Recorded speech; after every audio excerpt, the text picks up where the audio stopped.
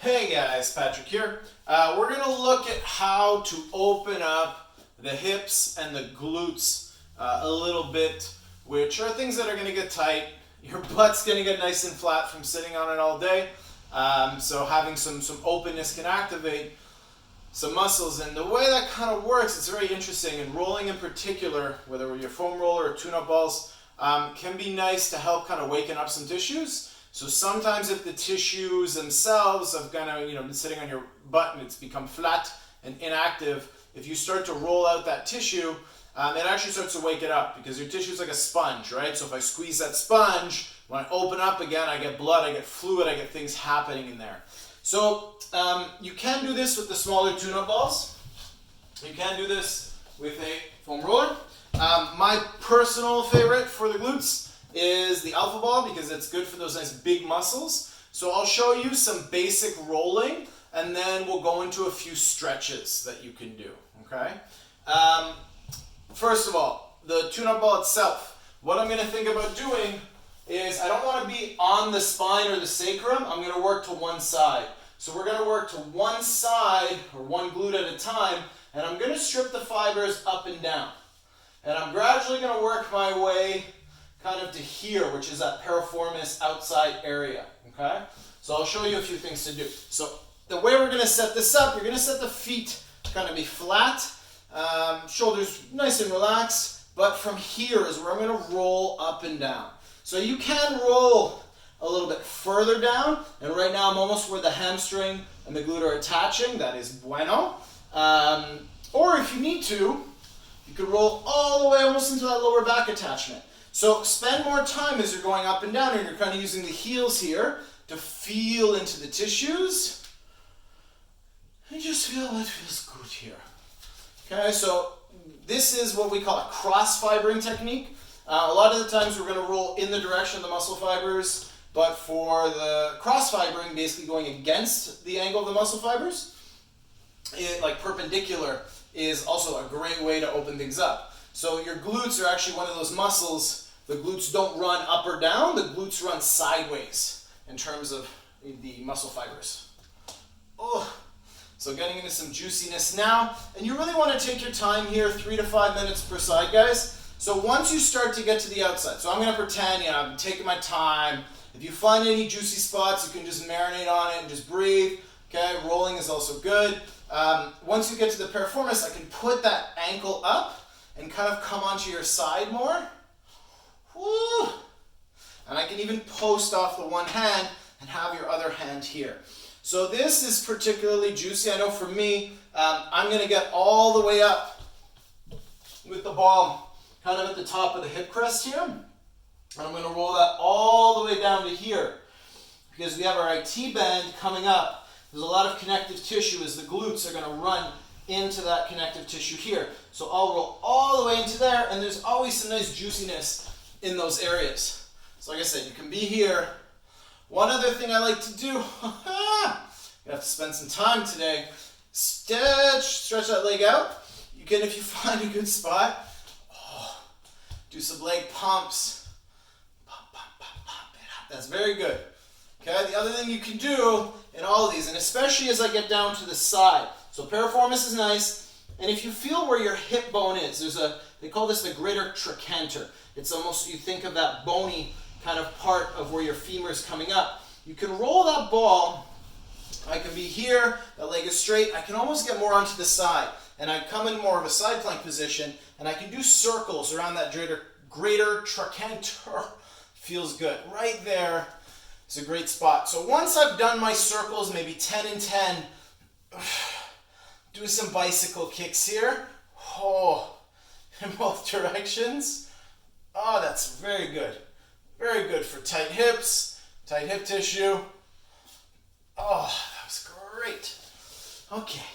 So the other spot, we've talked about stripping the glutes, stripping the sides, getting around that greater trochanter, being a little bit more on the side. I'm going to use the little balls now to hit the TFL. Tensor fascial latae. It's one of my favorite muscle names. So if you think where my pockets are here in my pants, it's that little fleshy pouch kind of where the hip crest is here, just on the outside of that. So it's not part of the quad muscles directly. It's a little guy that sits on the side. He gets very, very tight. So what you can do with that is you can just literally put the ball here, kind of where that pocket is, and you're just going to lie on your side. Oh, bueno. When you hear me scream, you know it's a good one.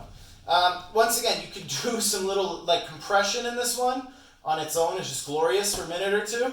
But you can also play with the leg lifts. You can play with this, and you can even play with a little bit of rotation, because TFL really is one of those internal rotators. Oh, so especially when I internally rotate. So if you can't see, I'm basically doing this with my foot. Oh.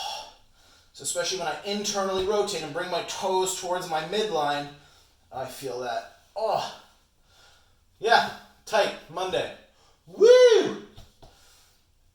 Okay, all right, so we've loosened up the glutes, we've loosened up our TFLs, and we've loosened up a lot of that tissue in the mid-glute and on the side. So, of course, we've rolled, and I really stress, guys, like you could literally spend 5 or 10 minutes on one side. If I've given you 3 spots of the glutes, the piriformis in the side, and the TFL, you can spend 3 to 5 minutes on each one. Okay, so roll out both sides, then we'll take it a little bit into stretching. So the first stretch we're going to do is going to be my figure 4 glute stretch. So I'm going to bridge, bring that shin across the knee. I'll show this way. I'm going to raise up, reach through the hole, and I'm going to pull this towards me. So I'm going to get a nice stretch on my right glute. I can, for the bonus, I could put my elbow into my thigh here. So I'm going to help by getting a little bit more external rotation in the hip. Nice breathing. This feels very nice. Okay, same thing on the other side. Bringing this in. You can hold each of these stretches 30 seconds, a minute, or more. You can really spend some time. Okay?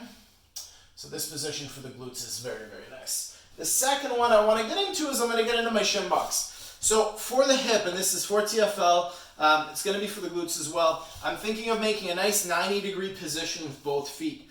I want to have the feet dorsiflex, meaning my toes are flexed towards to help protect the knee. Now ideally here, like for me, I've got a big gap on my left glute.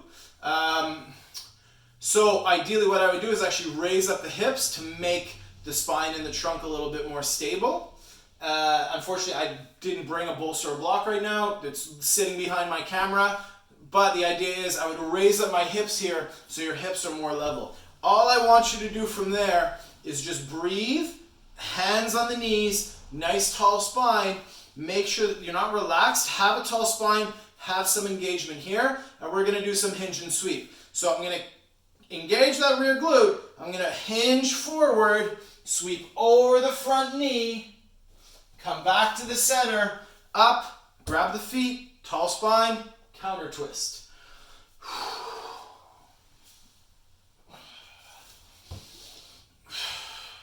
And the key is, while I'm doing this, the hips are not, everything's not relaxed, everything's active. So I have nice tall spine, there's tension in the abdominals, I'm hinging from the hip, I'm not just falling forward, I'm hinging down, sweeping over front knee, coming back, coming up, okay? So we're gonna do that on both sides. I recommend you first get, if you can, 30 seconds, just in the position, at least 30 seconds to a minute.